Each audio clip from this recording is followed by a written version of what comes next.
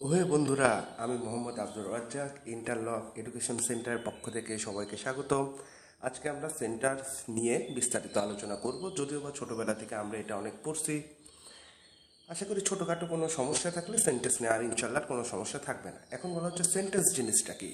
Sentence হচ্ছে এক বা একাধিক ওয়ার্ড যখন পরস্পরের সাথে যুক্ত হয়ে কোনো অর্থপূর্ণ বাক্য রচনা করে। সেন্টেন্সটা কি? এর অর্থ হচ্ছে বাক্য। তো এখন আমরা দেখতে পাচ্ছি এক বা একাধিক ওয়ার্ড মিলে হচ্ছে সেন্টেন্স, আর এই ওয়ার্ডগুলো গঠিত হচ্ছে এক বা একাধিক লেটার নিয়ে।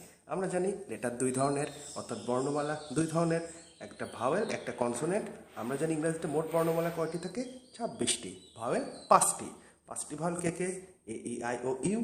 তা বাদে বাকি 21টা হচ্ছে কনসোনেন্ট। অর্থাৎ এখান থেকে বলা যাচ্ছে এক বা একাধিক লেটার নিয়ে ওয়ার্ড গঠিত হয়, এক বা একাধিক ওয়ার্ড নিয়ে পূর্ণাঙ্গ বাক্য আকারে সেন্টেন্স গঠিত হয়। একটা উদাহরণ থেকে আমরা দেখে আসি। এখানে দেখা যাচ্ছে mister Rahim is affected by corona. Update topics corona. তো যাই হোক, জনাব রফিক সাহেব করোনাতে আক্রান্ত হয়েছে। এখন যদি দেখা যায় mister Rahim is affected by corona, এগুলা প্রত্যেকটি ভিন্ন ভিন্ন ভিন্ন ওয়ার্ড একসাথে হয়ে কি গঠন করেছে? এই সেন্টেন্স। এখন যদি আমরা মিস্টারকে ভাঙি, এম এবং আর পাবো, একইভাবে রহিমকে ভাঙলেও পাবো, আই ইজকে ভাঙলেও পাবো।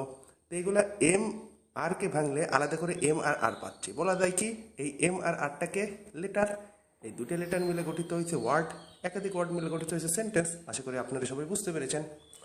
এখন সেন্টেন্স সম্পর্কে আরও কিছু কথা বলতে গেলে এই যে এখানে দেখা যাচ্ছে mister Rahim is affected by corona, এই ইজটা কি বলে? ভার্ব। কী ধরনের ভার্ব আমরা পরে শিখব। ইজ এফেক্টেড বাই করোনা এই অংশটুকুকে বলে প্রেডিকেট, এবং তার আগের অংশটাকে বলে সাবজেক্ট। অর্থাৎ সাবজেক্ট বলতে কোনো ব্যক্তি বস্তু নির্দিষ্ট করে যাকে বোঝানো হয় ভার্বের পূর্বে বসে।